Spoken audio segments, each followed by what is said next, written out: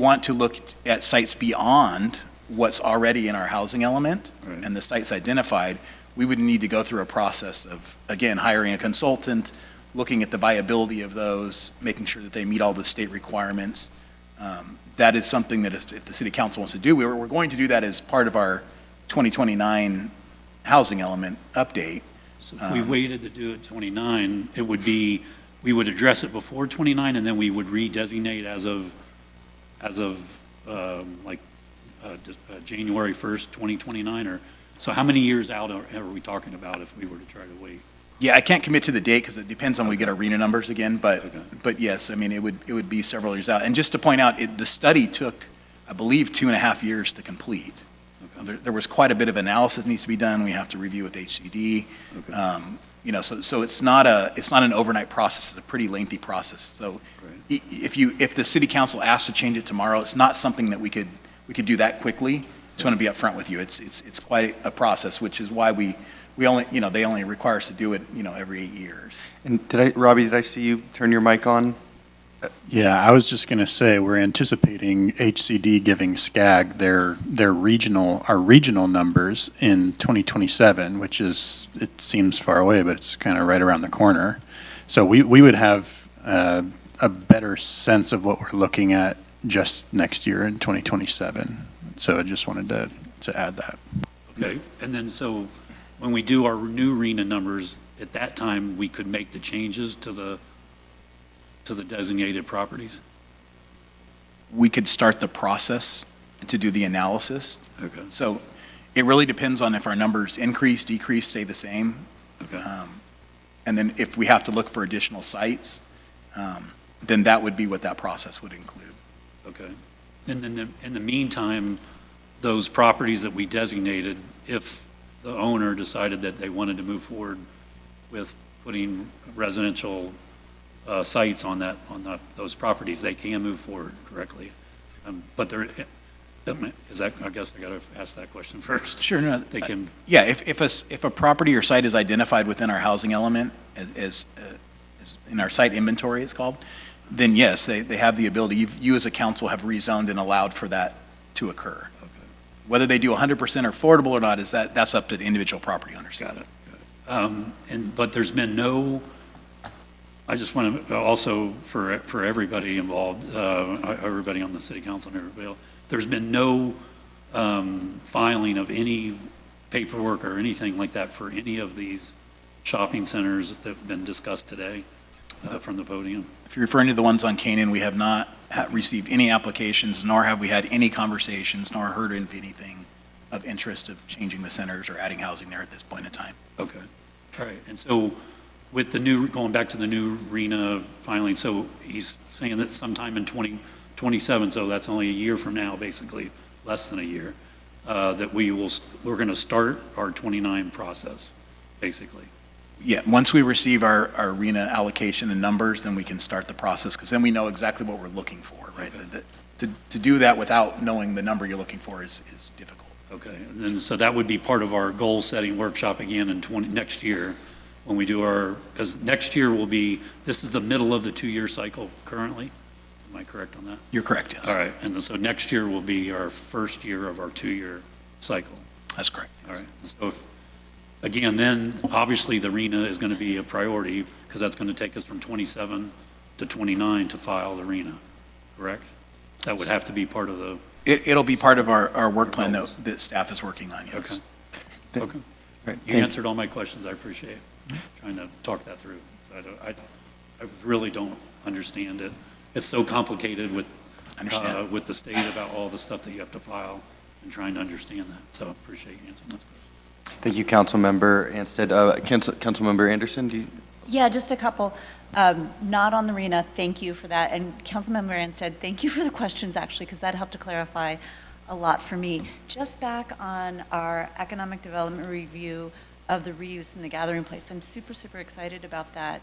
And forgive the ignorance, but curious about what the next steps would be in potentially rezoning that space. My understanding is we've brought on a consultant just to explore it. And we as a council indicated an openness to rezoning. If the exploration resulted in something positive, what would the next steps in that be?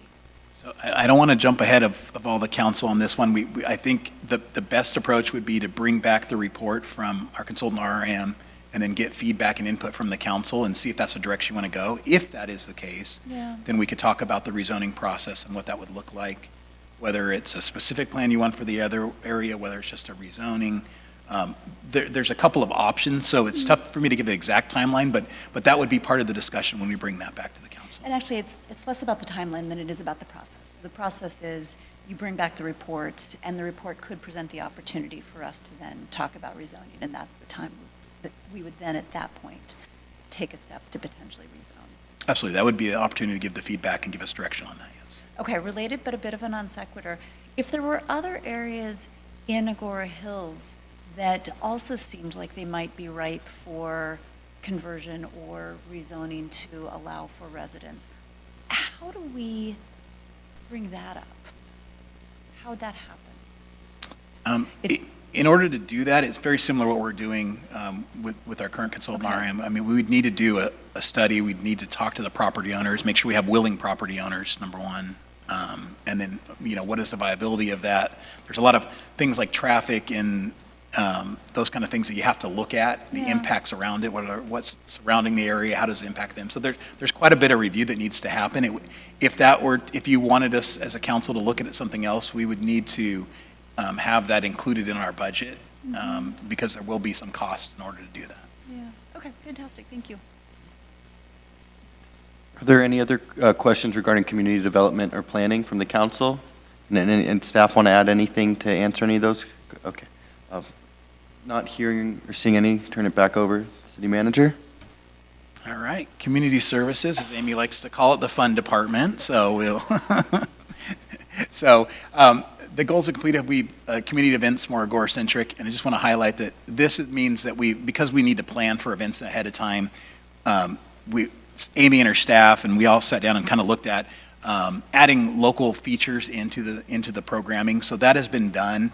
And for all the events moving forward for the rest of this fiscal year, that's been included in there. So I just wanted to clarify that.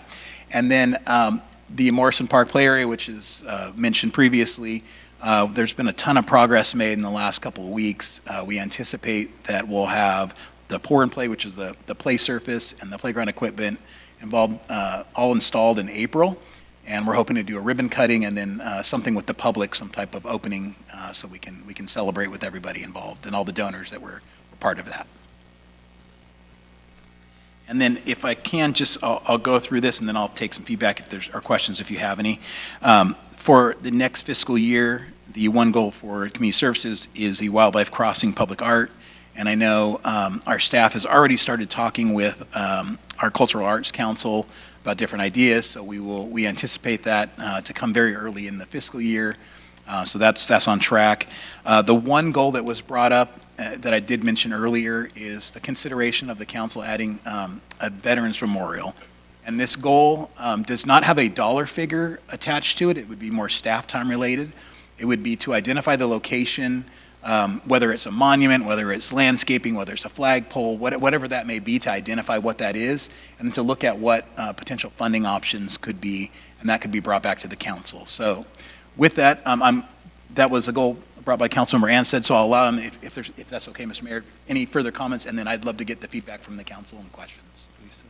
Councilmember Anstead. Sure. No, I just thought it would be a good thing to have here in Agoura. Our other local cities have, Calabasas already has a memorial. I know Westlake Village is getting ready to dedicate one, and I thought I wanted to make sure that Agoura Hills recognizes our veterans as well. And even if it's a smaller a plaque or an area that we decide to designate, I wanted to make sure that we did not forget our veterans here in Agoura.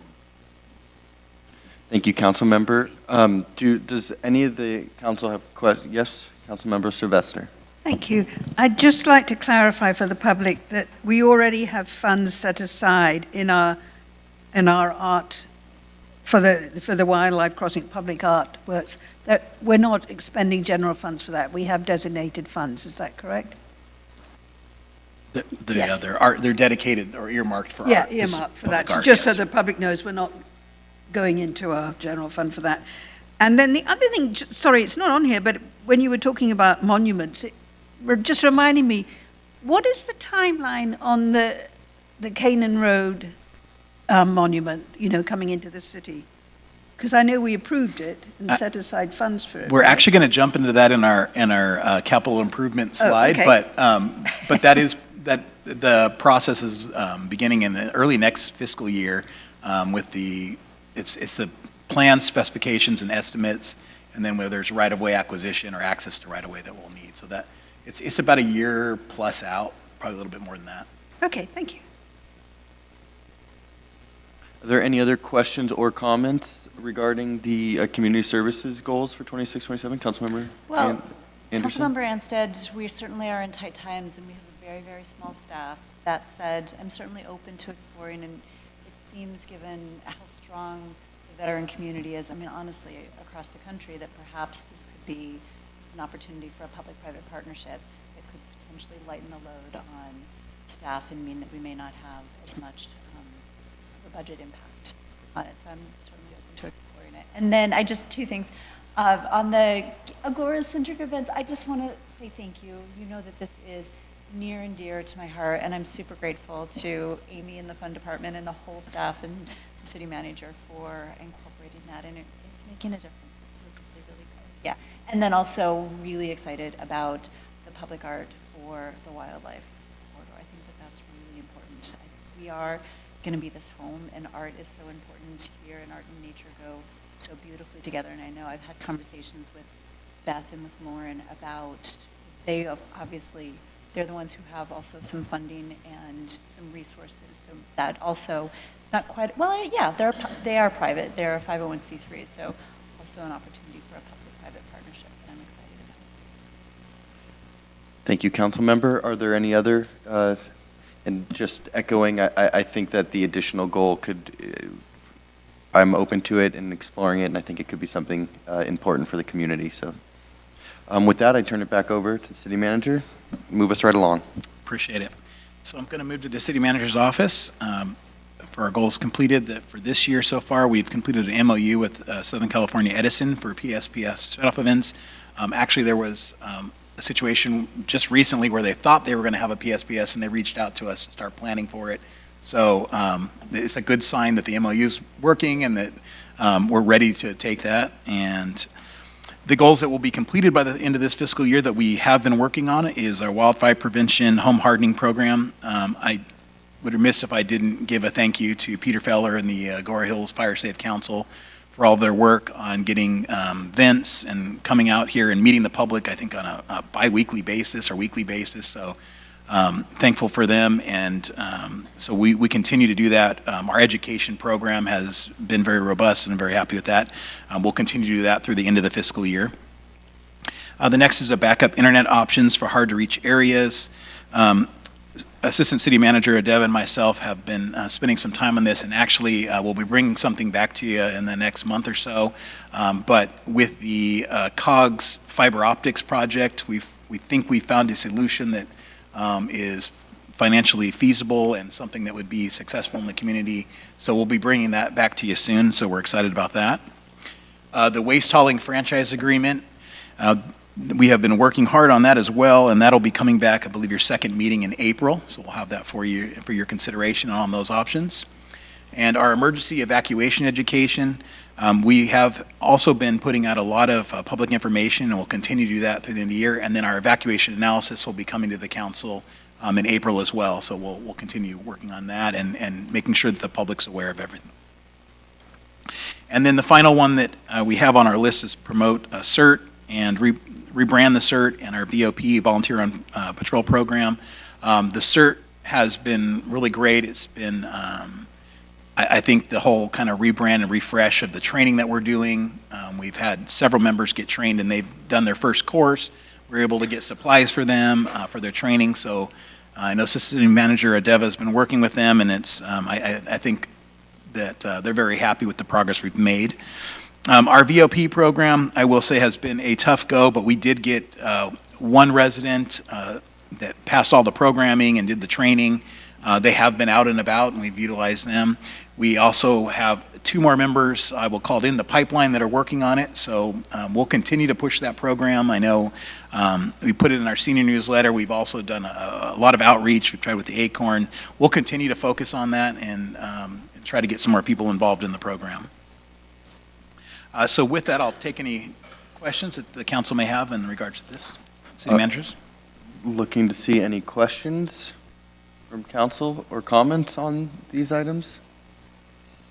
I guess some comments. I mean, I think this is especially the Volunteers on Patrol program. I would really encourage any residents out there that are listening or that hear about it to try to volunteer for that program. And I would just definitely want us, I personally have tried to market it to anybody I bump into that says they want to get involved in the city. And I think it's a great program to try to have people help our city with. So thank you very much. Thank you.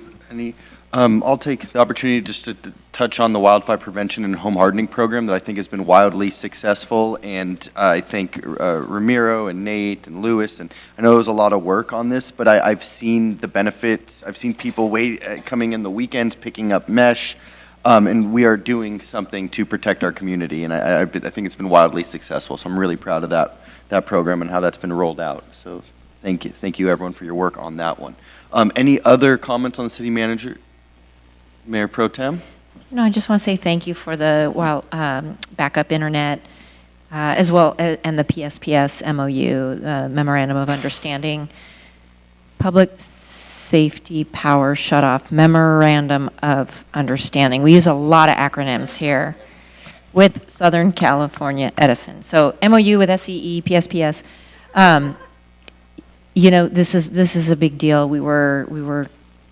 Our residents were very upset after the Palisades fire with the amount of communication and support they had with those shutoffs. So I'm happy to hear that kind of tested it out and that it's going well. And hopefully when it's a real situation that plays out nicely. And then of course the backup internet options was particularly for Old Agoura and Liberty Canyon. I'm happy to hear that we're moving in that direction. It's a huge concern for them. So thank you very much. Thank you, Mayor Pro Tem.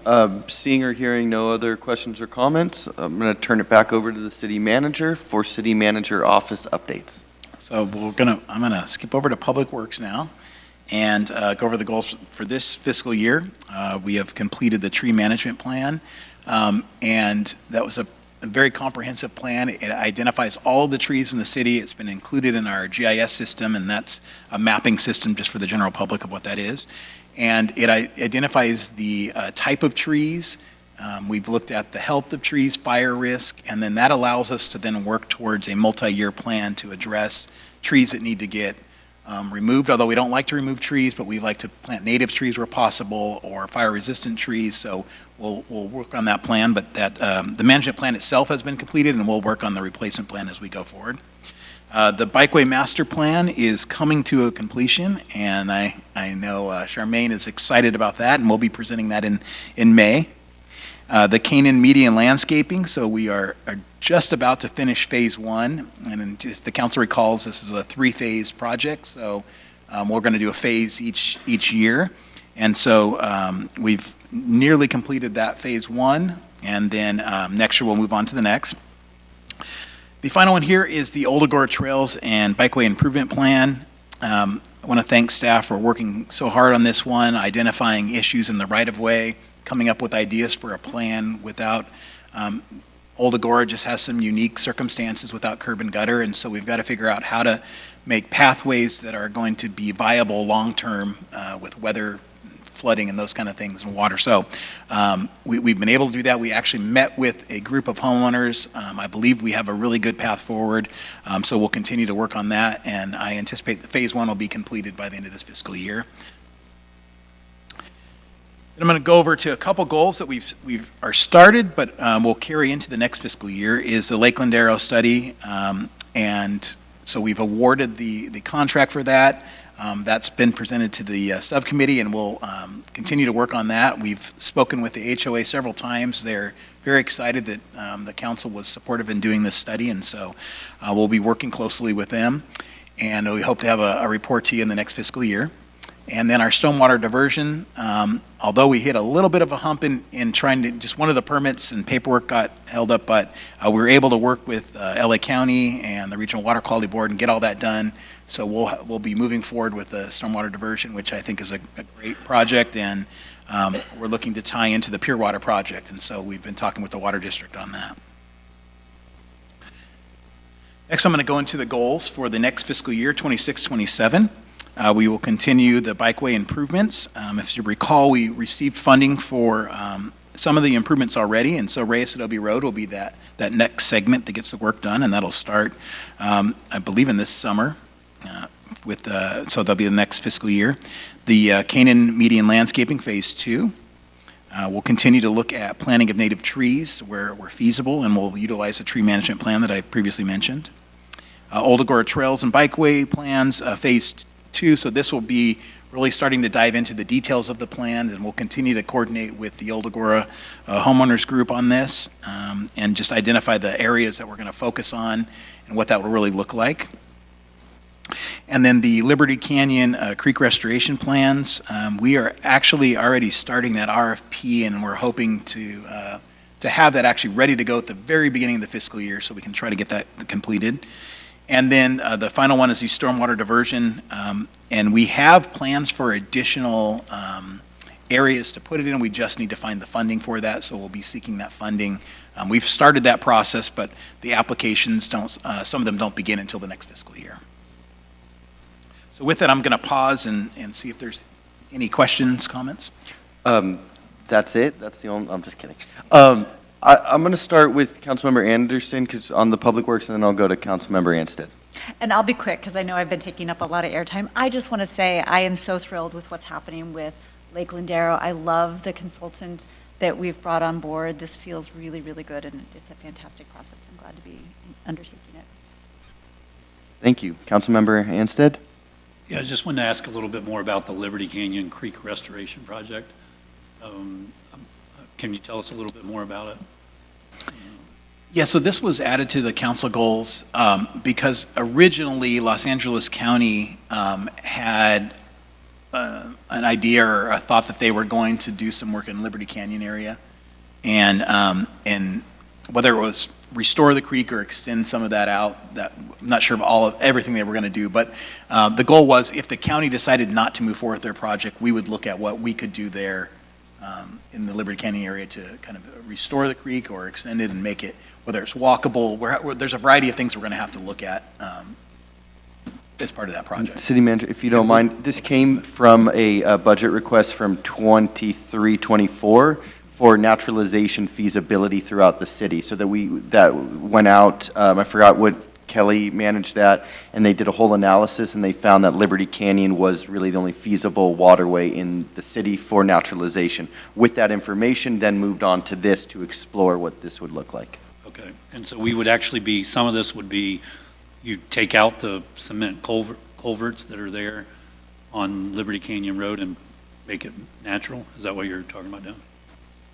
Potentially, but if I can, I'm not sure of all the details just yet until we bring our consultant on board and kind of look at all the options, and that would be something that comes back to the subcommittee and council for consideration of the entire plan. And then to do that work, we would be looking for grant funding, correct? We actually have Measure W, which can be used towards water quality projects. So this meets Right, that criteria. so it's designated funds only for this type of project.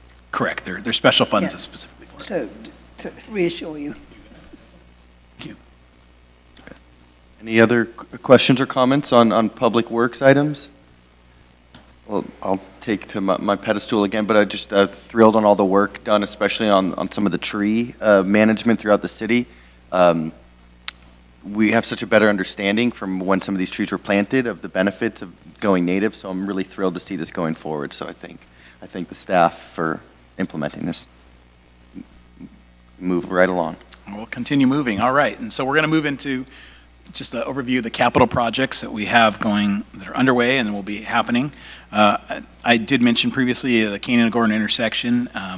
And so, again, that'll be the draft. It's plan, specification, and estimate, and the right-of-way work, so we'll be doing that. The Driver Avenue drainage improvements, as if you recall, that's an area that floods typically. So we were able to get some FEMA and Cal OES to support some financing for that, and we've been working with Los Angeles County, who's been a great partner in this project. And so we'll have those plans almost finalized, and we expect construction to potentially start in June, July of this year.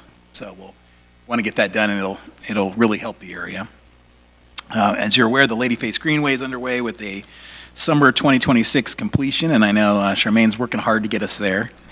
And then I would also like to mention our annual street resurfacing. And as if you recall, we moved around some things when there was improvements to the parking lot there. So now we are back to do the Cheswell Road and Colodny Drive area. And so those plans are done. We'll be out to bid and start that early in the fiscal year. And then our annual concrete repair will continue to happen. And as I also mentioned, our storm drain diversion will take place as well. So I'm going to go to the next slide of the items that will start. So the Canaan corridor, as you recall, so we phase one. What that basically is a stretch, a small portion along Canaan Road where there's some small improvements that we can do.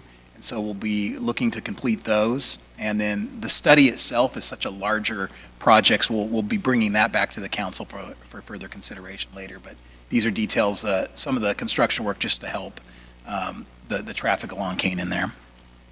And then we have the utility underground on Cornell Road.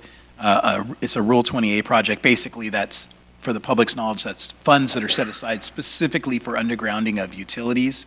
And so those plans are done. We are working with Edison. I think they're out to bid to get their contractor on board. We're hoping that can occur this summer so that it ties in nicely with our Ladyface Greenway project. So now we're working on that. And then I also mentioned the fiber optic project that will be happening with the COG. We'll be doing ribbon cutting in early April on that. And so that is what I will call a backbone of fiber optics throughout the community.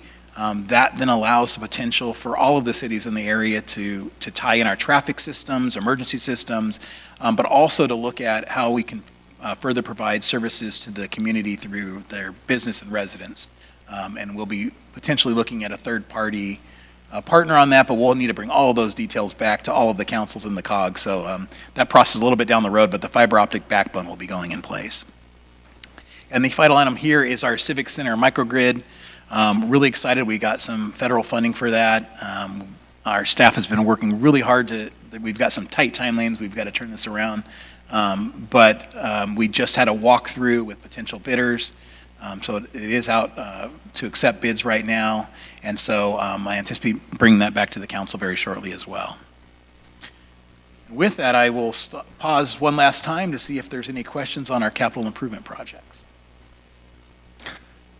I'll start with Councilmember Anstead and then go to Councilmember Sylvester.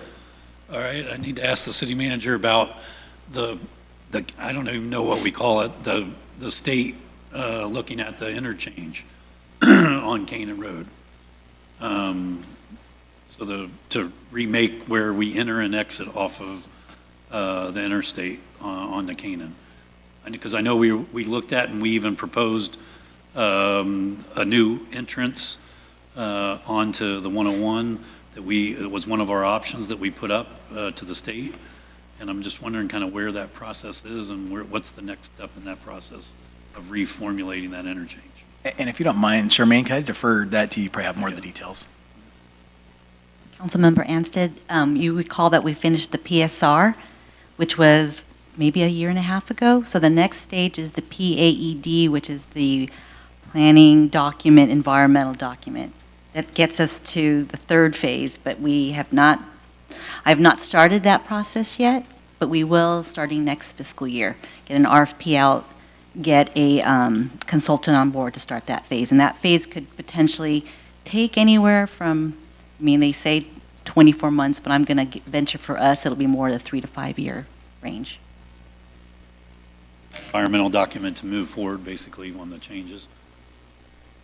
So what happens here is we have some concepts that you guys have all approved. They're in the PSR, and we dive into those in a little bit more detail, but it involves the public in that process, which once we select, goes into the environmental phase.